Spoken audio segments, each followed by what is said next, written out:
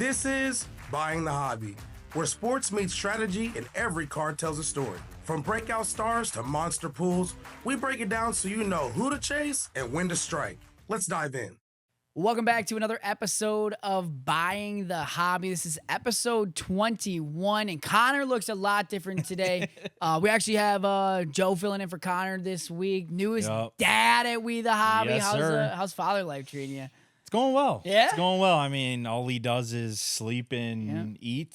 Okay. I haven't worked in over a month. So I'm kind of they getting probably itching to rip some cards here soon. But you missed a little iMac. You're probably here for Natty T. No, missed National Treasures, missed iMac, Origins. Yep. Missed Origins. Gonna miss some other releases coming up in the next Flawless month. is coming out soon. So hopefully you're back for Flawless. So I'm itching to rip, man. I'm itching to rip. But are you sleeping at all? Yeah, I'm sleeping. We got a good schedule going. I stay up with him at nights. Okay. So that's pretty good. Do you and play then Madden with him in your arms? dude, I'm like this. He's in my He's got arms the like this, setup. and I'm holding the controller just like this. Oh my god! And I actually was playing Madden with him last night. Funny Really? enough. So yeah, he's learning at a young age. I love I'm that. excited to. I'm excited to be here and chop it Awesome. up with Dante. Awesome. You just mentioned Origins. How much have you been able to watch Origins released? FOTL launched last week. This week, Hobby. Have you got a chance to sit down and watch it? It's looked pretty solid so far. Yeah, I've been watching our streams, obviously, watching the boys rip some Origins, and it looks good. I'm always a fan of Origins. I like how they coordinate the color. It up, dude. They stepped it up a lot in these last couple years. Same with Yeah, basketball. no, they have. Football, they stepped it up. Basketball, they stepped it up big time. I feel like Panini has done a good job recently with most of their products, Yep. in my opinion. Maybe that's a hot take. No, I think they've done some good job. A good job. I like how Origins, personally, they correlate the ink to the card parallel. So, like, they'll With make the them pink sign in autos. red ink for the red parallel. So I think that's a good look on Origins. It's actually one of my favorite. And I think it's the first on-card product of the year. From Yep, first on-card products of the year. Because they have, I know they usually, because I see the photos every year, Origins, they have the guys sign at the Panini event. Yeah. When they take all the photos, that's where they sign all those. So they're right there. Yeah. Can switch all the markers and everything. Yeah, Origins looks good.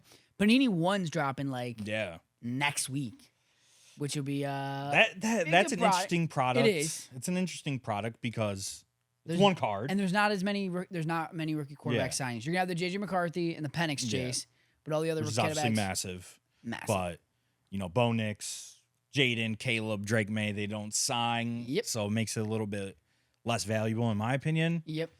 It's still a fun product to rip. I hope but- there's going to be I hope they go all out with that checklist to help the product move forward. I will say, I don't know if you've seen all Silhouettes FOTL dropped this past week. That product is insane. Yeah. It's really I've been good. watching. There's a lot of logos that pop out. We talked about this last week. I don't like logos that are not one-on-ones. There's a lot of non-one-on-one logos in this, but they're pretty cool.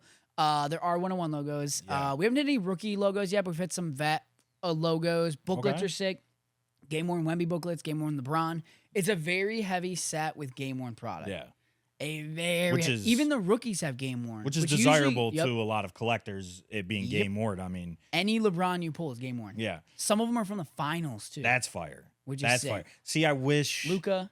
there was more game worn in NFL because I'm mainly an NFL breaker here at WeTheHobby. Dante's mainly basketball, so we always get in our chats. Is that game worn? Yep. No. Yep. Is that player worn? There No. are some players that aren't game worn. Some of the rookies in the product aren't game worn, but there are, like Matas Buzelis is game worn. I think Jared McCain it's mainly the Panini guys. I don't know if that's something you have to wait a year for. I don't know how that works, but none of the non-Panini guys are game worn, I believe, if not mistaken. There's some sick booklets. There's some sick autos. Haven't hit any Curry yet. We hit Shea today, actually. That was like an NBA Cup auto to 7, which was sick. Fire. And then Hobby's going to drop this week as well. That'll be exciting. We're ripping that all over. If people don't know, we just launched another basketball channel on Fanatics. So if you haven't had a chance to go over there, check that out. We're running a lot of PYTs, PYPs, auctions as well. We're kind of doing it all, just flying through product. Then we're still on jams. And then with that being said, next week, Downwards Optic basketball fast break will drop. Dude, I don't know if you've seen the downtowns yet this year for basketball. So much better. I've seen what we've been hitting. For the first time, they actually put effort into the basketball downtowns. They look really good. They sell really good, too. Yeah. Recent years, they don't hold the value long term. This year, I think they will. WeTheHobby hit the Matas Bruzelis 101 gold vinyl downtown. I saw that. That was fire. Holy moly. You guys don't even want to know the price tag on that. That is a big that was See, I don't know if I don't know if I'm a fan of, which is now going to be the new NFL downtown artwork where it's like the big green. They did the basketball. Downtown, they took which the is basketball. the basketball. I know. I don't know if I'm a fan of that personally. No, I'm with you.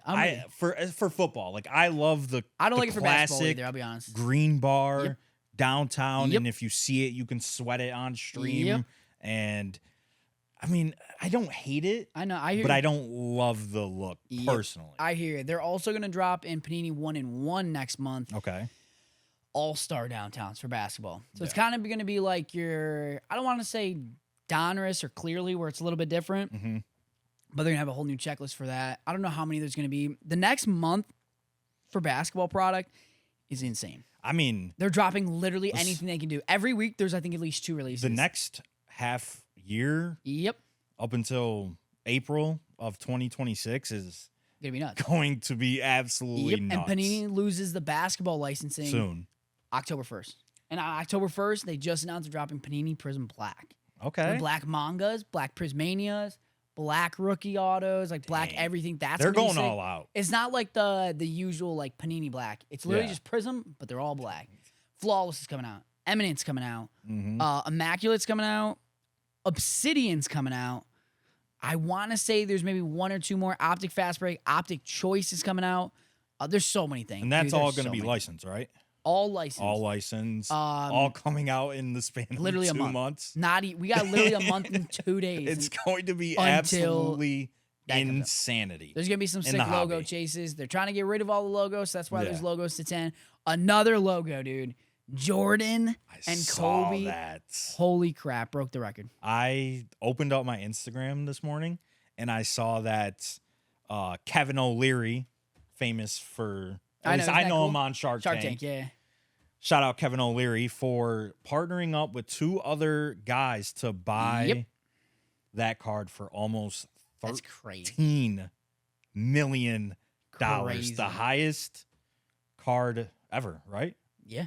In the history of the hobby. Surpassed the Mickey Mantle. That is actually insane, and I just think it shows how big the hobby is. Yep. And I think it's a great thing that the hobby is getting this much mainstream exposure, and you're bringing in new people every single day, and people who probably didn't think that there was this much money to possibly be made off of sports cards. And that only helped the rest of the Kobe Jordan market. Yeah. If you go look at all the markets, they all trickled up because of that sale. I tell you what, dude, I was looking at kind of booms over the last couple of years. Kobe gone up. Okay. Jordan gone up. Understand? So Curry. But the one that's waiting to explode, and we're lightly seeing it, is LeBron. Yeah. LeBron's market, it's going up, but it hasn't taken. He has too much. He has too many haters. Taken off. Dude. He has too many people out there that they say he's a fraud, flop. He's not as good as MJ. I mean, come on. It's a perfect time to buy LeBron, dude. I tell you what. I just saw a gold Prism. Do you ever see the tribute Kobe LeBron parallels from last year's Prism? No, I don't think so. Basically, it's a horizontal card, and it's LeBron going into dunk. It's a tribute to, I think, maybe Kobe. I don't know if it's Kobe's rookie year, but it was in the 1990s, one of Kobe's cards where it's sideways. Yeah. Or no, sorry. It was Kevin Durant's rookie year. And that gold to 10 just sold for like $80K. Yeah. On one of the auction sites. LeBron's market's about to take off. And just wait till he retires. It's going to boom. Yeah, and I think you can hold it for a year, 2 years. 100%. And I think overall, the best players to invest in, even though they may be more expensive, are those guys. Jordan, Brady, Kobe, Mahomes, LeBron. Like, those are the players it's that you want to invest in. It's a long term. I think it's a long term. It's a stock market. Yep. It's like holding a stock for 25 years. If you're willing to hold on to it, 100%, because it's all about reaching that next thing. Once LeBron retires, it'll have a boom. 100%. Once he meets the Hall of Fame, it'll boom. And this could be his last year, too. Yep. So we're looking at potentially a LeBron retirement after this next NBA season. Yep. There's 3 big booms, and I feel like 3 booms after momentum. Boom. Boom. In a player's career. And it's unfortunate to say the last one, but it's when you retire, it's when you hit the Hall of Fame, and when you pass away. And I would say when you win that first championship. Well, yes. That And that's why I'm wondering, like, is it a perfect time even now to buy Jordan? Because he's reached 283. And I don't say that in like a bad way. Like, obviously, no, 100%. But no, yeah. there's different times. Like Kobe's market, especially since COVID just hit, went crazy. I think it's fair COVID. to say that his market wouldn't be as big as it is if, the tragedy didn't happen. I think that's pretty fair to say. Yeah, Kobe, but he's still a GOAT. He's still a legend, and he's still somebody that I would invest in. 100%. He's one of the best basketball players of all time. I mean, we're talking about Kobe Bryant. But I like you said, I do think he hit all three. Yep. And we see it, with a lot of players, especially in the baseball side of things. Which I know we're not really baseball guys. Did you see also a ticket signed by 16-year-old Tiger Woods sold for $85K from his first PGA event? That's insane. That's crazy. I mean, if you can get these autos or cards of the GOATs, and it's just the GOATs, right? Tiger Woods, basically. Scotty, who's coming up, Scotty Scheffler, and then the other niche sports where even with tennis, I mean, you're seeing Carlos. I know you're a big Alcaraz his sold fan. For crazy, one of his one-on-ones that I don't know if it was his Chrome or something sold for crazy money on his rookie auto. So you got Carlos, you have Federer, Serena Williams. I think as the hobby becomes bigger and bigger, those niche players and in niche sports are going to become bigger. Especially and bigger. Since there's not as many cards of them. Exactly. Alcaraz, you'll have more of Alcaraz soon, but Serena, there's not as many of her old cards out there. Exactly. LeBron rookies, Kobe's, Jordans, all those guys, the Federers, Nadals. They're hiding. They're not. They're in closets or attics or garbage. People don't know. Or garbage somewhere. Literally, or maybe used as stocking stuffer. Who knows? Yeah. Oh, there's some big cards still world out there. I'm waiting for the Pokemon episode because I think Pokemon is something where those are hidden just in your cabinet, bro. In a shoebox in the cabinet, $100,000. Dude, I wish 10-year-old me would have known how big this would become and hold all my Yu-Gi-Oh and Pokemon cards. My parent, I asked my parents maybe once a month where my Pokemon cards are. I need my Pokemon cards. They're always like, we sold them, or they threw them away, and I'm like, Mom, you wouldn't have thrown them away. They're somewhere. They're in the basement closet somewhere. I know. I'm telling you, I swear on my life. You know the Charizard that's around. Whatever, Logan Paul's neck. I'm telling you, I have 10 of those. I'm telling you, dude. You have 10 $5 million I'm telling you, me and my brother had all the Charizards. Those were our favorite guys. I'm telling you, they're somewhere. I mean, they produced them pretty heavily back then, Yep. They weren't what the condition is, I don't know. Yeah. Probably not amazing. Exactly. They were never in top loaders. Because you're just throwing them around. I had a big case. I remember it vividly. It was like my mom's makeup case that I took everything out of, and it was just a case I can open and close, and I had all my cards in there. Yu-Gi-Oh, Pokemon, not in sleeves, not in top loaders. I'm 10 years old because I don't know. No, I know. But I wish, man. But even Pokemon and the niche sports, it's only going to get bigger, and especially with tennis, golf, and they're adding more into the mix. Golf sells, man. Golf is they just dropped it's one of the product. biggest sports in America. Yep. So Panini's starting to do more with their soccer, Noirs coming out soon. Yeah, soccer. They just dropped La Liga a month ago. Select. It's everything's starting to boom. Dude, we have to talk about it. Travis Kelce is an engaged man. He's an engaged. I mean, you think this is an NFL conspiracy? No. You can't force someone to get married to someone. No. Since Taylor Swift has been in the NFL circle, they have made over $1 billion. And I saw some conspiracy on TikTok talking about how the NFL wants to hit a certain amount of revenue by 2027, and this was a ploy to make the NFL bigger and bring in more fans, right? Because you're you're crossing over in the world. You're crossing into the Swiftie world, 100%. And you're bringing NFL fans into the Swiftie world and the Swifties into the NFL world. And I don't know, it could be a setup. So. It could be a setup. No, that's all I'm gonna say. You can't force someone to marry. I mean, listen, you can't. Here's the thing. Okay, maybe you convince Travis Kelce. I don't think you can convince Taylor Swift. She's worth $1.6 billion. She don't need anything. I think I saw she's worth 8 times the amount of Travis Kelce. I truly don't think she needs like a gimmick or like something from the NFL Yeah. to help No, her anymore. 100%. Like I genuinely don't think she gets anything out of it because she's already world. You want to she's know literally something already crazy? World known. Obviously, when you have a kid and you go out on leave, you have a lot of time on your hands. Oh boy. So I saw that news. You put it in our group chat. Yep. I saw that news, and I'm interested because I know she has dated a lot of people. Yeah. So I go on Google and I look up her relationship timeline. It's crazy to see she has never been single for longer than a year in the last 15 years. Yeah.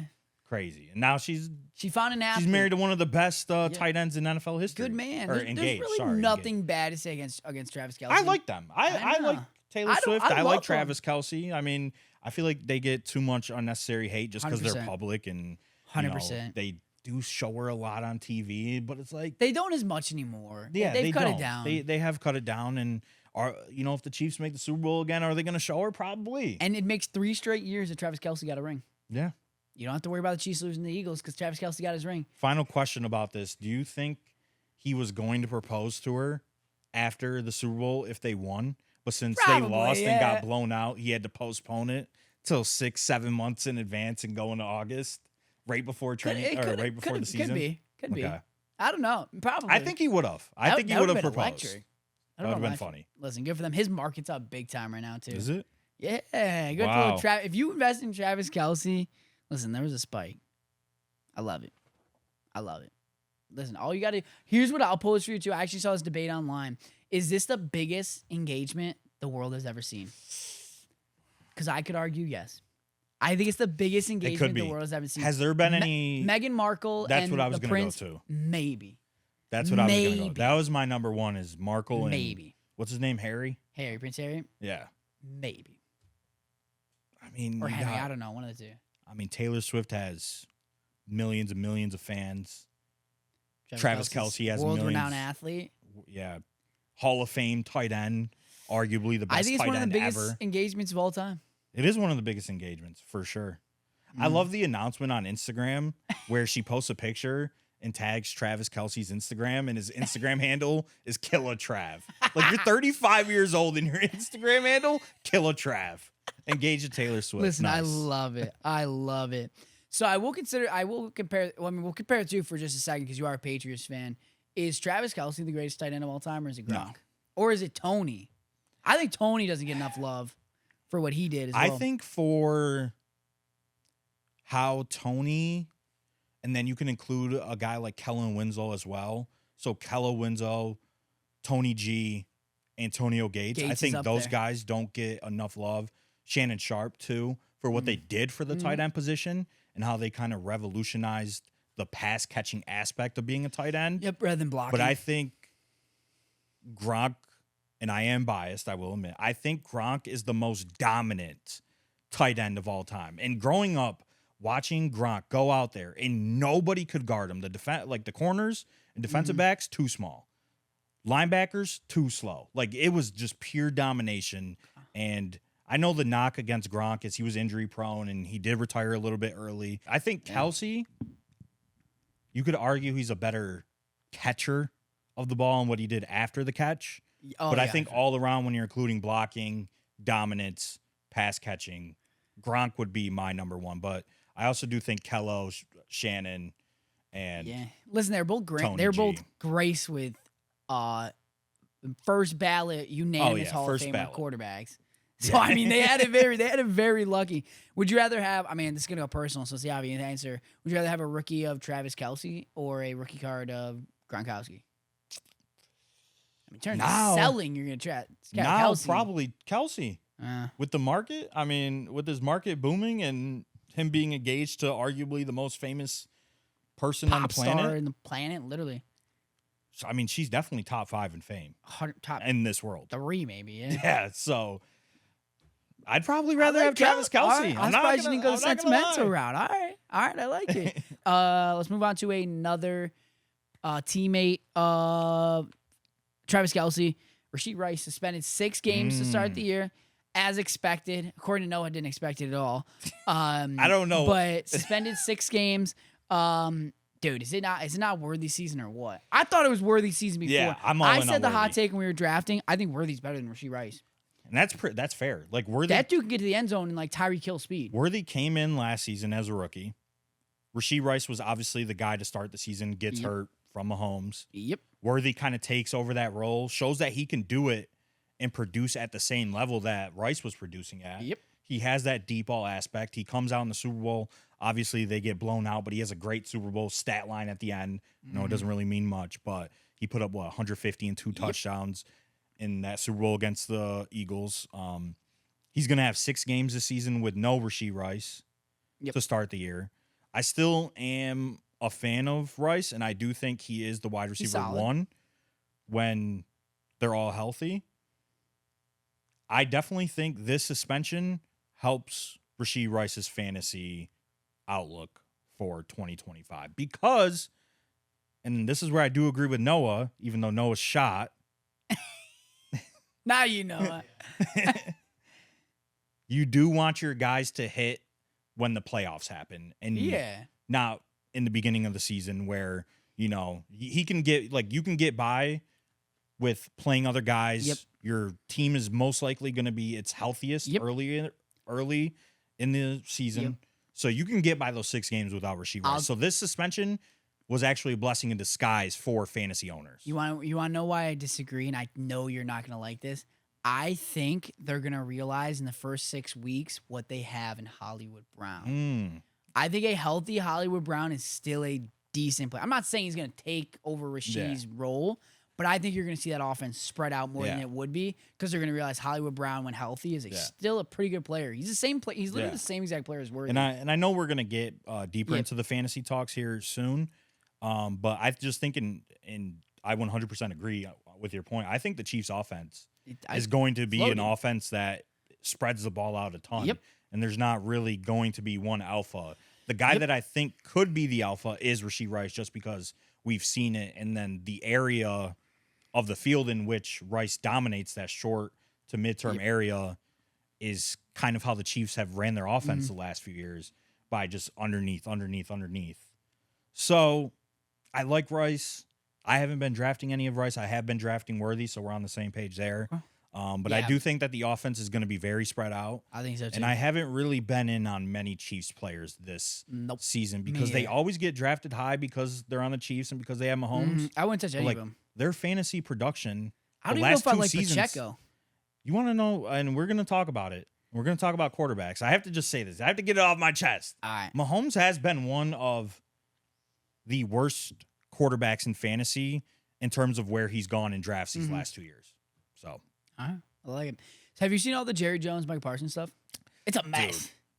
I think he might get traded, or at least he ain't gonna play. I don't know. The rumor is he's gonna get traded to the Green Bay Packers. That is the current rumor. Apparently, there is an offer on the table. Oh boy, that Green Bay has submitted to Dallas. Would Micah want to do it though? I mean, not that it's his decision, but if you want to trade for him, if you're just gonna leave in a year, they are going to offer him a contract extension on top of the trade, and I bet of up to $45 million. You're not turning down $45 million a year. I don't think he takes it just because I think Mike wants to stay in Dallas. He does. I don't know if he does. You don't think so? I think he wants to go to like the Northeast. I think he likes the fame and popularity of the Dallas Cowboys. I mean, they're America's team. I mean, I think his ideal destination would probably be Philadelphia. Philly would be to go back like home. Yeah. To go play for Penn State, go play for the Eagles. Probably. That's not going to happen. They're not going to trade it to him. Great team, great organization. But I don't think he'd re-sign with Green Bay. Pittsburgh, though, that'd be something. Oh, I mean, that would be nasty, That'd be but I don't know how they can afford TJ Watt and Micah Parsons. And then you have Heisman, too. Well, I guess they just pay decals. So they don't play a lot on the defense. They don't pay running back high. They draft pretty well on defense. They do. And they historically a lot of those guys are not want to say homegrown, but like they came from the draft. But I wouldn't. You heard it here. I'm a degenerate. All I do is sit on Twitter and especially now you got a lot more time now. You got a lot more time now. I'm looking at Twitter. I got all these notifications on. You get the sources. You get the people that hear little rumblings in the NFL and they tweet about it. And the rumbling is right now the Packers have a trade offer on Jerry Jones' desk desk for Micah Parsons, and they are going. If the Dallas Cowboys do accept it, they will give him a contract extension of up to $45 million a year. Listen, here's what should happen. The Vikings call up Dallas. You say, here's Dallas Turner, a first-round pick, 2 second-round picks, and a contract extension. Give us, make it happen, and then you go all in. You got a disgusting defense. Boom. We're a Super Bowl That would champs. mean that would Super Bowl champs. I don't know about that one. All right, so I want to move on to the NFL release projected stat leaders for this year. You tell me where you think they're going wrong. So, passing leader, Joe Burrow. I think he takes it. That's fair. Yeah, I like that. I think Joe Burrow's going to win MVP this year. I think he should have won it like- last year, but like the way the league is shaped, he's not going to win it. He was the best. He's the best I quarterback think he was in the football best quarterback in football. Team just didn't win a lot. You're never going to win MVP if your team sucks. Yep, I agree. Joe Burrow was passing touchdowns leader too. It's hard not to say Joe Burrow for these passing categories, and I'm assuming it's going to be Jamar Chase for the receiving cat. If we have Burrow and most passing yards, most touchdowns, I'm assuming it's going to be his wide receiver 1 in those categories. He's leader. Yep, he's projected to be makes leader in sense, 'cause- receptions and receiving yards. And we've talked about it, like just in our group chats and stuff. Like Cincinnati has done nothing. It's just a defense. Nothing. Awful. Their defense is awful. It's going to be Awful. the same season as last year, awful. where they're getting into shootouts and Yep. they're going to have to score 35 points a game just Yep. to have a chance to win. Yep. Rushing yards, Saquon, 1,500. Do you buy into the narrative he's going to get hurt? Hurt, I don't know. Downfall of the year, yes. The stats in history say that running backs that get that Yep. much work the prior year are more likely to get hurt the following Makes sense. year. CMC, prime example. I think Genti would be a good answer, but I think they're going to be getting blown out in every single game that they're throwing the ball. Give me a hot take. I'm going to say Jahmyr Gibbs leads the NFL in rushing yards. I think he ices David Montgomery a little bit more. Interesting. Yeah, good point. And Jahmyr Gibbs has the explosiveness that you want in an NFL running back. Great offense, and they should be playing in a lot of close games or ahead pretty much the whole year. I'll throw out a hot take, but he has to have a bounce back year. But I think this offense is gonna be very run heavy. Would be like a Brees Hall. He's gonna get a lot of work. I think he's gonna get a lot of work. But he was not great last year, so We'll see. We'll see because he's Jonathan got Taylor's Braylon another Allen one too behind. My Dan Jones. sleepers would be Jonathan Taylor, Gibbs. Yep. I mean, Bijan's not really a sleeper, but Bijan's Derrick up there Henry's too. up there, but I mean that's an obvious. But I think he goes downhill.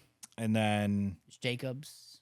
I'm trying to look. Could be Amari Hampton, but I don't think he. I think they let Herbert get the ball more this season and actually let him throw. But I don't know. There's some of the rookie. I don't think any of the rookie guys will. Oh, If they're like mine, which I wonder what his odds are, like on FanDuel, would be CMC. I mean, I get there's some injury risk now there. they got a two-head monster back there. Ayuk is hurt. Jennings is hurt / holding out. Yep. They might sign Kendrick Bourne, and that just came out today. I saw that. Yep. They still have George Kittle, who's healthy, ready to go. CMC has been their only healthy running back this offseason, Yep. which is Not usual. ironic. Yeah, Not in fact. usual. They traded for Brian Robinson. I'm not scared of Brian Robinson. No. He's a average running back, a 2-down grinder that's going to get you 3.5 yards per carry, whatever. I think this is a year where CMC, this could be his final, like, hoorah season, where we get that final pinnacle 1,800-yard CMC season, 20 touchdowns, stays healthy the whole year, and then after this year, it's over because he's about to hit 30. Could be. While we're on running backs, I throw out honestly a steaming hot take because nobody would put this running back up there. I'm telling you, I think the rookie leading rusher is gonna be Caleb Johnson. I am so high on Caleb Johnson, dude. I'm so high. I think Pittsburgh's gonna run the ball like you wouldn't believe because Aaron Rodgers has no arm. I think Caleb Johnson, if he plays a lot to start, I think he'd be a leading rusher. He has pretty good draft capital, Genti third-round probably running back. above, but like I think Caleb Johnson is really good, dude. I saw him play in college. I'm telling you, that dude just runs downhill quick. I think he's Derrick Henry comp, but not that big. I don't really have any take on Caleb Johnson. I think Wait till you see him think there's play. some cons. Oh, I think 100%. there's some cons that people willingly 100%. overlook, especially all the Steelers fans here at WeTheHobby. You're in an Arthur Smith-led offense who is a known donkey of a head coach. You have Jalen Warren still there. You have Kenneth Gainwell, who nobody brings up, who will get work. Yep. And I think when it comes down to it, Aaron Rodgers is going to want the running back that he trusts the most out Caleb there. And that could be Caleb Johnson. I don't know, honestly. I think it'll be Jaylen Warren to start the season, though. I'm high on Caleb.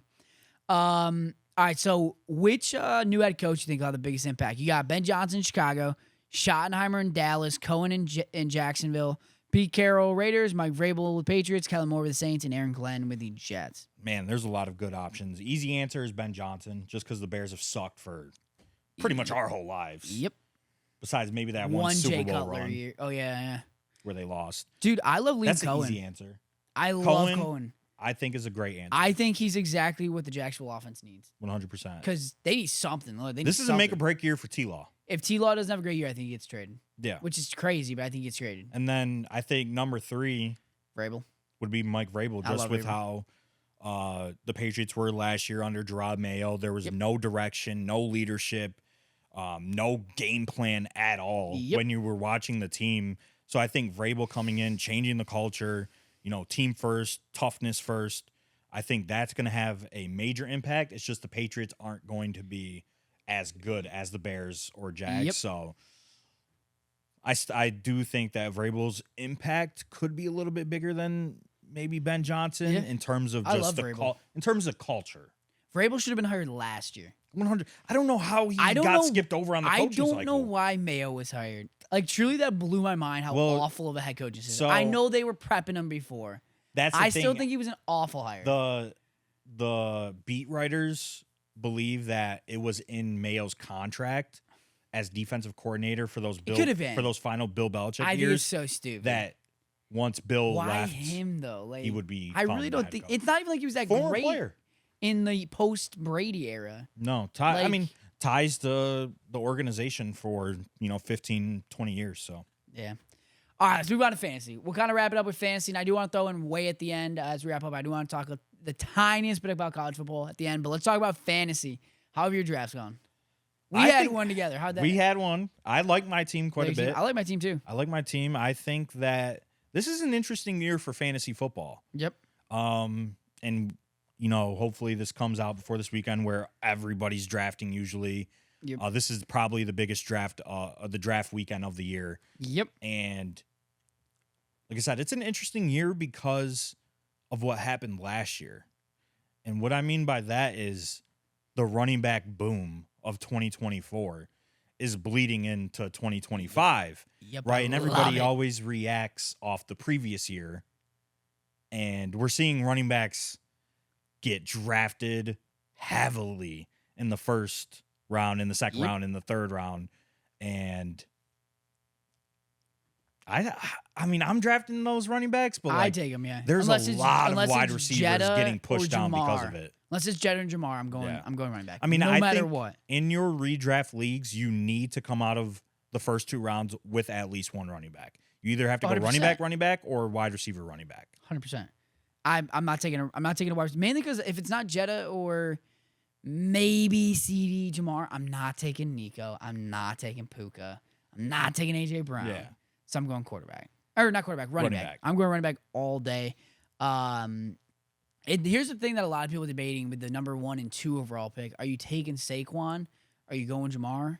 I don't take Saquon this year in the top couple picks. I think it's hard to fade Jamar Chase just because I think Jamar Chase has more access to putting up those 35, 40-point games than Saquon Barkley does in any given week, just based on the Bengals offense and their overall team dynamic. Mm-hmm. So I think with how high Chase's floor is to begin with, and then that added ceiling where Chase can give you multiple 50 balls in a season, whereas a running back is usually never going to give you that 50-point burger. And if they do, it's one time a year. So for that reason, I would lean Jamar Chase 101.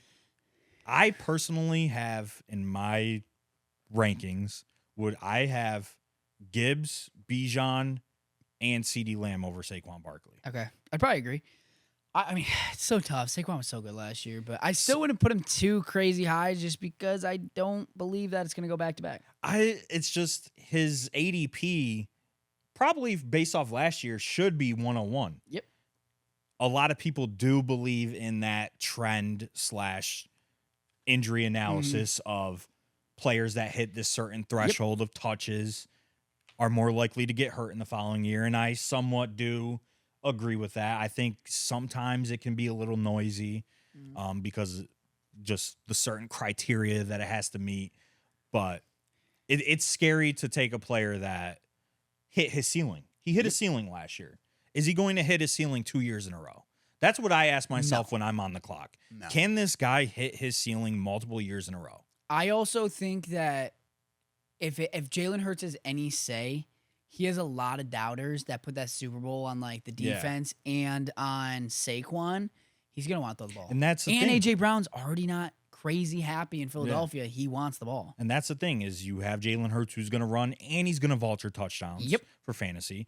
You have that narrative where they could start passing more. I think they do. They could. I think they also started John Mechie. Yeah. Michi, whatever their name is. Yeah. Defenses could adjust and start putting more defenders in the box. And then you have A.J. Brown, Devonta Smith, Dallas Goedert, John Mechie. Saquon can catch out of the backfield, which would still help him. But I say, Goddard's falling a lot. He is falling Bro, I just picked him up in our league. Free agent.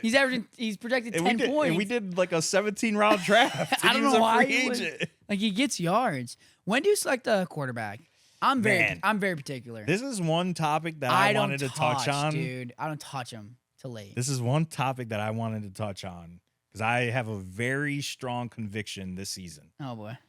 If you are not drafting one of the top 4 quarterbacks, and that's Jaden, Lamar, Josh Allen, Jalen Hurts, if you're not drafting one of those guys, you need to be waiting until round 12 plus. I agree. Because in round 12... I don't even know if I throw Jaden in there, but yes. In round 11 and on, you can get Drake May, Herbert, Justin Fields, Justin Herbert, Dak Prescott. Which I love Dak. Kyler. J.J. McCarthy. And Kyler maybe in that 8th, 9th round who can run a little bit, inconsistent.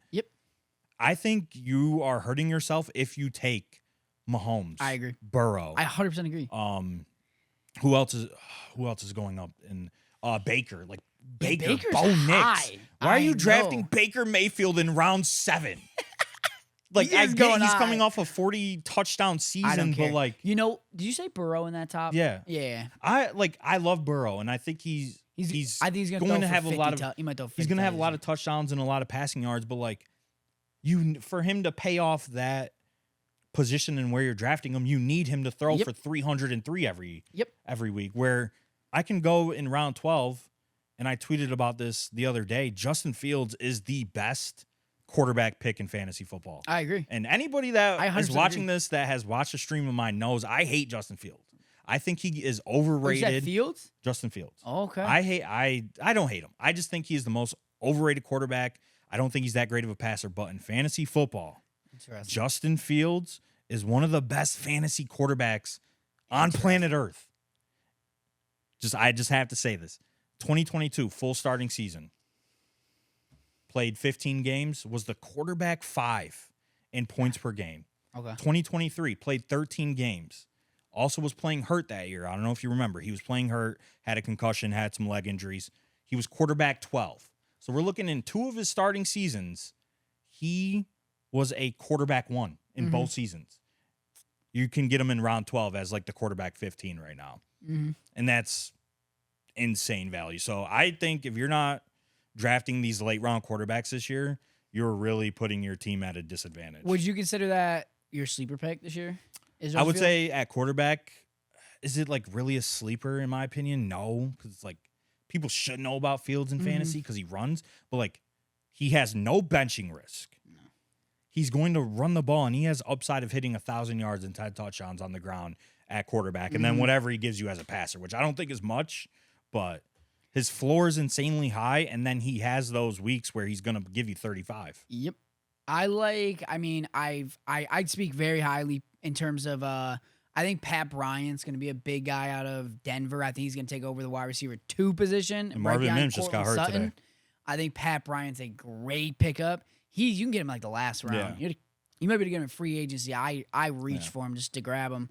I think he's good. Caleb Johnson was one of them, but he's kind of still high up. I don't think Amari Cooper is a bad bet, because he's gonna fall late to the draft. Moving to a little rookie roulette. What's your stance on rookies? You taking them? Or I mean, you got to take rookies. I mean, it's proven year over year that rookies are some of the best picks in fantasy football, and those are the picks that are going to win you your redraft leagues. Because if you think about it from an NFL perspective, coming into the league as a rookie, you need to get your feet underneath you. You need to get acclimated to whatever system you're in. You need to prove your worth, essentially. Yep. And then as the season goes on, those rookies aren't playing as much in the beginning of the year, so they're more fresh once week 10, week 11, week 12. Once we're getting into that witching hour, you're more fresh. Or losses become if wins. If you're talented, you get more opportunity, more playing time. Then you have potential injuries for the guys above you, right? And then you get into the fantasy playoffs, and you might hit a gold mine with, for example, a Baishal Tuin, Jaguars running back. He's going round 10 plus, going back to some sleepers. Yep. Those are the running backs that you want to be those are the running backs that you want to be taking shots on. Like a Woody Marks. Yep. Woody Marks That's going was round 16. Yeah. Just that archetype of running back or rookie, I should say, is the players that you want to be targeting past round 10. Well, what's your opinion on Travis Hunter? I'm not touching him with a 10-foot pole, mainly because I think we're on the same page. I don't know where he's going to play more. I haven't drafted any Travis Hunter this year. No, I'm not going to. I just don't know what he's going to do. The only thing where Travis Hunter, where he interests me, is interceptions and possibly sacks. The dual points. But is it worth it? Probably I don't think it's worth it. It's 2 points maybe every 3 games, probably not. I think I don't know. I think T-Law has a bounce back year. There's some risk. I think there's some risk with Travis Hunter with where he's going, like 6th, 7th round, depending on. I'm not going to touch him, but I don't know. He's got a wide receiver one there already. Yep. In BTJ. Yep. You have a lot of running backs, and then a lot of people just don't want to hear this. There's a good chance Trevor Lawrence just might be bad. There could be. There's just a chance. But there could be. I think he's in the wrong system. That's why I think Cohen, I'm telling you, I think buy Trevor Lawrence right now. I think Cohen, what he did with Baker Mayfield, he can do with T-Law. Yeah. He T-Law's cards are probably pretty receivers. cheap too. Or cheaper, I should say. They are. Yeah. I mean, his RPAs are still expensive. So if there's a time to buy in on T-Law in terms of the hobby. It's now. It is right now, this week. Yep. 2 weeks. What position groups do you think are the deepest and the thinnest? I think there's so many wide receivers this year. Oh, wide receiver running backs is too, as deep as ever. I don't think tight ends. It's and that's why we were or I had the argument with Noah and Zach in our group chat about adding more roster spots because wide receiver is as deep as ever. And I hate when I go on ESPN and I'm in a league on ESPN and the starting lineup has 2 running backs, 2 receivers, and 1 flex, and that's it. And you have like 18 bench spots for all your good players. Like, this is fantasy football. I want to have some fun. I want to start more players. And at wide receiver, we're talking round 6. Go look at the round 6 of fantasy football this year with the wide receivers that are being drafted. Jamison Williams, Egbuka. Then you got your guys like Chris Olave, Ricky P, Rome Odunze, DJ Moore, Tet McMillan, Travis Hunter, if you want to throw Hunter in there. And those are just some guys off the top of my head. There's 100 more wide receivers. The position is as deep as ever. And that's why I'm always a fan of adding more spots because I want to see my guy. Like, I want to play more players. So I think that's the range. And just going back to fantasy, that's why you want to go running back early is because you can get a guy like Jamison Williams, who I'm super high on this year, in round 6 as your wide receiver too. And like, to me, that's phenomenal. What are your thoughts on waiver wire? Because I know you love the bidding on the waiver wire, and I feel different. So why do you like, and you can explain it, your approach to the waiver wire? Yeah, so I think if you're not doing fab, which is just free agent bidding, in your leagues, if you're the commissioner, or if you're watching and you're in a league that doesn't do it, you should ask if you guys can change to that because it's the best. It takes away the waiver wire priority, so it doesn't give the worst team the best player. I don't like worst team one. I don't like worst team. So you get a set budget and you get to bid on those players. And it also brings in more strategy because I'm a guy where I want more strategy. I want there to be more decisions. I want my opponents to make more mistakes because I know I'm not going to make those mistakes. That's fair. You know?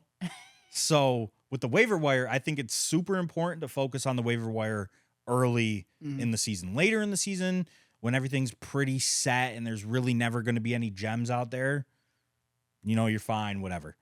Weeks 1 through 4, it's more important than ever that you are checking every Tuesday to see who's on the waiver, watching the injury reports, and I would say blow your fab early.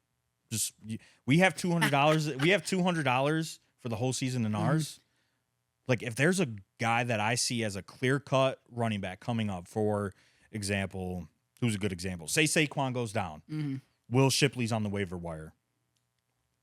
I'm spending $100 on Will Shipley to get him on my team because he has that RB1 upside if Saquon goes down. Yeah. So I think, 1, change the fab. 2, you have to be on the waiver wire early. Okay. That is how you win. That is how you win in redraft. Waiver wire is how you win leagues, 100%. That is how you win leagues in redraft. How I like it, I don't like the reverse standings. I don't like that because you can stay in last the whole damn time just picking up players and then trading them and just never end loophole. I like it. My big league does this is basically it's the actual waiver order. And let's just say you're the only person that uses your waiver wire order that week. You go to 12.